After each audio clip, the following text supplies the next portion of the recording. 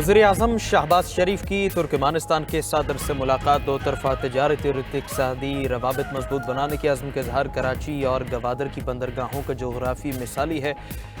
तुर्कमानिस्तान उन्हें तिजारत के लिए इस्तेमाल कर सकता है।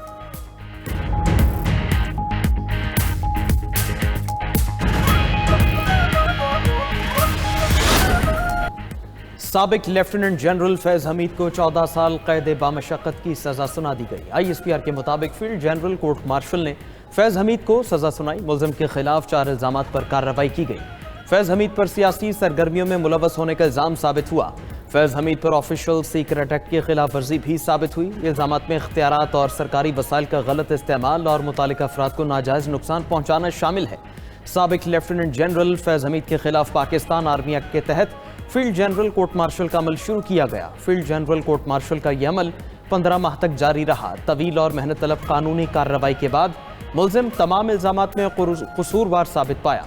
कार्रवाई के दौरान मुलजिम को तमाम कानूनी हुकूक और अपनी पसंद की दिफाई टीम फराहम की गई। मुजरिम को फैसले के खिलाफ मुतालिका फोरम पर अपील का हक हासिल है। अदालत की जानिब से दी गई सजा का इतलाक 11 दिसंबर 2025 से शुरू होगा। मुलजिम के सियासी नासिर के साथ मिली भगत, सियासी अफरा तफरी और अदम इस्तेहकाम के मामलात अलग से देखे जा रहे हैं।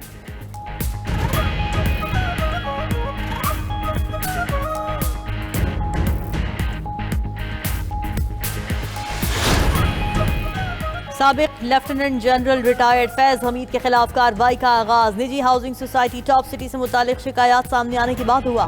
फैज हमीद के खिलाफ इंक्वायरी सुप्रीम कोर्ट के हुक्म पर शुरू हुई। अदालती हुक्म पर पाक फौज ने तफसीली कोर्ट ऑफ इंक्वायरी की। इंक्वायरी में फैज हमीद की आर्मी एक्ट के खिलाफ वर्जियों की निशानदही हुई।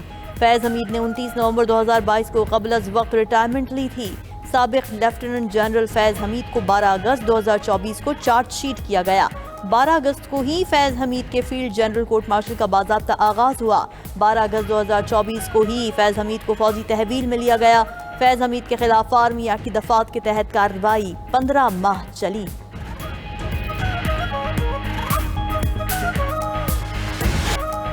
बिलावल भुट्टो ने फैज हमीद को सजा तारीखी फैसला करार दे दिया। चिनौट में मीडिया से गुफ्तगू करते हुए chairman Peoples Party Bilawal Bhutto ने कहा कि खैबर पख्तूनख्वा में गवर्नर राज लगाने का ऑप्शन मौजूद है। PTI विफाकी हुकूमत को सख्त इक़दाम के लिए मजबूर कर रही है। बानी PTI और फैज हमीद मकाफाती अमल भुगत रहे हैं। आज का फैसला आइंदा के लिए मिसाल होगा। बानी PTI ने सियासत में गलत रिवायात डाली। PTI दौर में मरियम नवाज और फरियाल तालपुर को टारगेट किया गया। बतौर वज़ीर आज़म बानी PTI ताकत के नशे में धमकियां देते थे। बानी ने गलत और इंतशार की सियासत को परवान चढ़ाया। बिलावल भुट्टो ने मजीद कहा कि फैसला वाज़े पैगाम है। फैज हमीद गैर कानूनी काम कर रहे थे। फैज हमीद के खिलाफ मजीद तहकीकात और ट्रायल बाकी है। मेरे ख्याल में उनको तौबा करने की ज़रूरत है।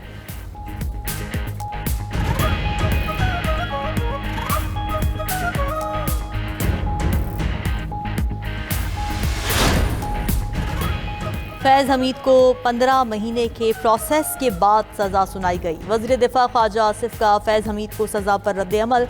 एक्स पर पैगाम में लिखा कि फौज के जुडिशल प्रोसेस के बाद वो हाई कोर्ट जा सकते हैं। इंसाफ का सारा प्रोसेस और इदारे उनको मयसर हैं। नवाज शरीफ का पैनामा पेपर्स में नाम नहीं था। अंग्रेजी नॉवेल्स के हवाले देकर उन्हें नाअहल किया गया। पैनामा केस सीधा सुप्रीम कोर्ट में शुरू किया गया। वज़ीर इत्तलात अता तारड़ ने कहा कि आज का फैसला हक और सच की फतह है। रेड लाइन क्रॉस करने वाले शख्स को सजा हुई। कोई भी कानून से बालातर नहीं। फैज हमीद के खिलाफ शवाहिद की बुनियाद पर फैसला आया। फौज में खुद एहतसाबी का अमल बहुत मजबूत है। फैज हमीद ने अपनी अथॉरिटी को गलत इस्तेमाल किया। उनके खिलाफ सियासी मामलात के इल्जामात की मजीद तहकीकात होंगी। वज़ीर आज़म शहबाज शरीफ के मुशीर राना सनाउल्लाह ने कहा कि टॉप सिटी केस में भी फैज हमीद मुलव्वस थे। मेरे खिलाफ जो जाली मुकदमा बना उसमें भी फैज हमीद मुलव्वस थे।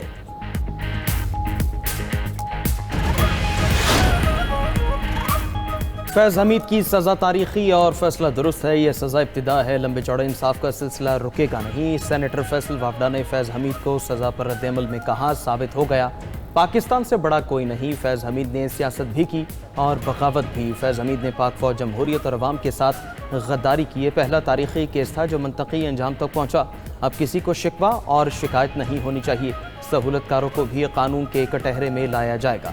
जो पाकिस्तान को नुकसान पहुंचाएगा उसके लिए जमीन तंग कर दी जाएगी।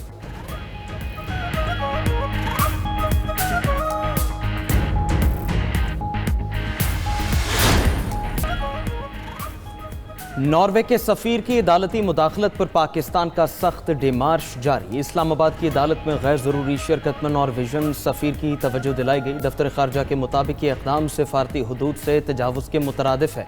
इक़दाम पाकिस्तान के अंदरूनी अदालती मामलात में बराह रास्त मुदाखलत है। यह अमल वियना कन्वेंशन की खुली खिलाफ वर्जी है।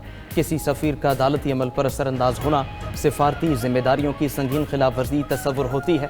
नॉर्वे की बाज़ NGOs इंसानी हुकूक के नाम पर सरगर्म है। NGOs पाकिस्तान मुखालिफ सरगर्मियों में मुलव्वस अनासर को सपोर्ट करती हैं।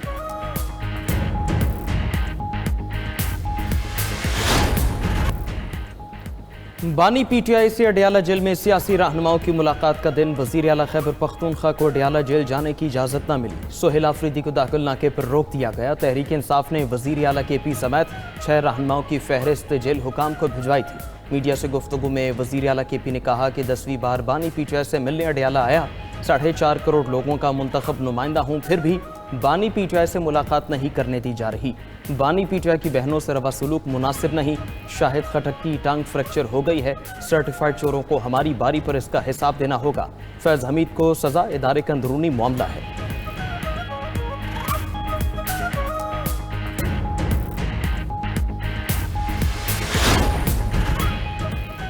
बानी PTI कोई आसमान से नहीं उतरे कि उन्हें सजा ना हो। बानी चेयरमैन भी रियासत से बालातर नहीं। रियासत सबसे पहले है, सियासत बाद में। गवर्नर KP फैसल करीम कुंडी की पेशावर में मीडिया से गुफ्तगू। कहा कि मुलाकातें अच्छी बात है मगर धरने मसाइल का हल नहीं। कैदी को ऐसी जगह मुंतकिल किया जाए जहां वो भी महफूज हो और आवाम भी मुतासिर न हो। गवर्नर ने मजीद कहा कि फौज ने अपने निज़ाम के तहत मुतल्लिक़ अफसर को सजा दी। एक चाय के कप की कीमत पूरे सूबे ने चुकाई। फैज़ हमीद केस में अगर कोई और मुलव्वस हुआ तो कानून के मुताबिक कार्रवाई होगी।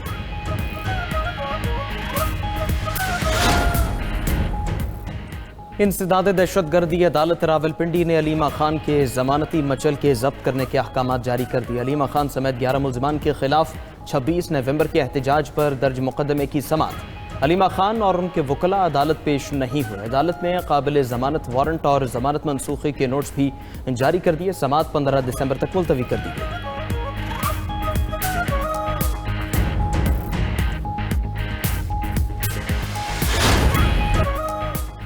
गुड्स ट्रांसपोर्ट और मिनी मज़दा गुड्स इत्तेहाद की पहिया जाम हड़ताल। पंजाब समेत मुल्क भर में सामान की तरसील मुतासिर।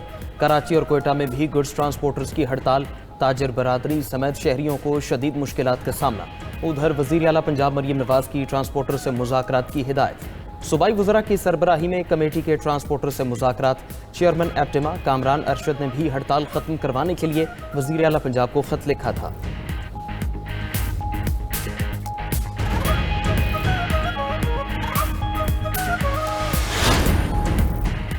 पंजाब में ब्यूटिफिकेशन प्लान फेज़ 1 की तकमील के लिए फरवरी से मई तक का हदफ मुकर्रर। 39 अजला में 132 ब्यूटिफिकेशन स्कीम्स पर 16 अरब 90 करोड़ रुपए लागत आएगी। रावलपिंडी, लाहौर, सरगोधा, गुजरांवाला, मुल्तान और बहावलपुर समेत दीगर शहरों में ब्यूटिफिकेशन स्कीम्स मुकम्मल की जाएंगी। वज़ीर आला पंजाब मरीम नवाज कहती हैं कि हर जिला, शहर और कस्बे को ब्यूटिफाई किया जाएगा। खुले मैन होल्स, टूटी सड़कें, गंदगी, कूड़े के ढेर, टूटी हुई ग्रीन बेल्ट और खराब पेंट पर इंतजामिया के खिलाफ कार्रवाई होगी।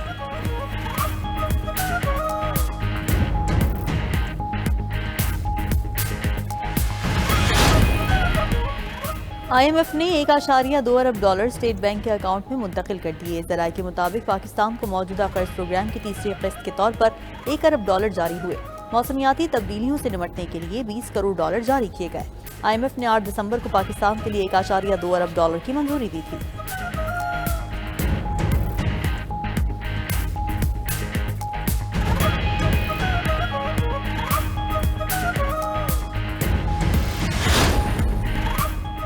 म्यांमार की फौज का रियासत रखाइन में सरकारी अस्पताल पर फजाई हमला।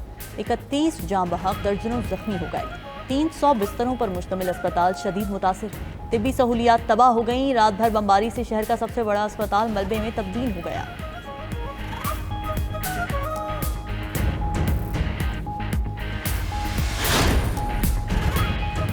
मेक्सिको ने भारत पर 50% टैरिफ लगा दिया। मेक्सिको की सेनेट में बड़ा तिजारती तरमीमी बिल पास। बिल के तहत चीन, भारत, जनूबी कोरिया, थाईलैंड और इंडोनेशिया से आने वाली मसनूआत पर 50% तक टैरिफ आयद किया जाएगा।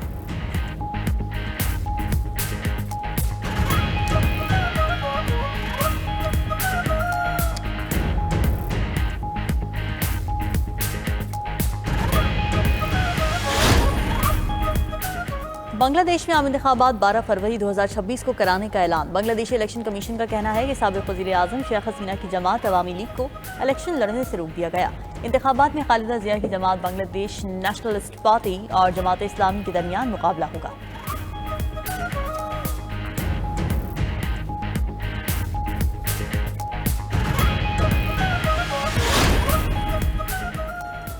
यूरोपीय मुल्क बुल्गारिया के वज़ीर-ए-आज़म ने इस्तीफ़ा दे दिया। खबर एजेंसी के मुताबिक हुकूमत की जानिब से टैक्सेस में इजाफे के खिलाफ अवाम सरापा एहतजाज थे। अपोजिशन ने पार्लियामेंट में तहरीक अदम एतमाद भी जमा करवा रखी थी। इजरायली बर्बरियत के साथ साथ सर्द मौसम भी फ़लस्तीनियों की जानें लेने लगा। गाजा में शदीद बारिश से खेमा गिरने से बेघर खानदान की शीरख्वार बच्ची शहीद हो गई। शुमाली गाजा में इजरायली हमले में एक खातून शहीद, मुतादिद अफराद जख्मी। गाजा में शहदा की तादाद 70,373 हो गई।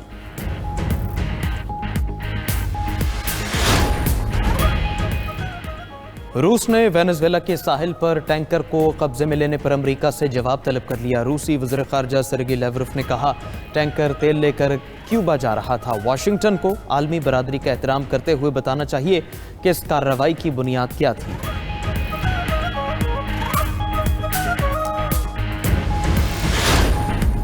और लाहौर का जिलानी पार्क गुले दाऊदी से महक उठा। लाखों फूलों ने खिजा में बहार का माहौल पैदा कर दिया। 200 से ज्यादा अक़साम के फूल इंतहाई खूबसूरती से आरास्ता किए गए हैं।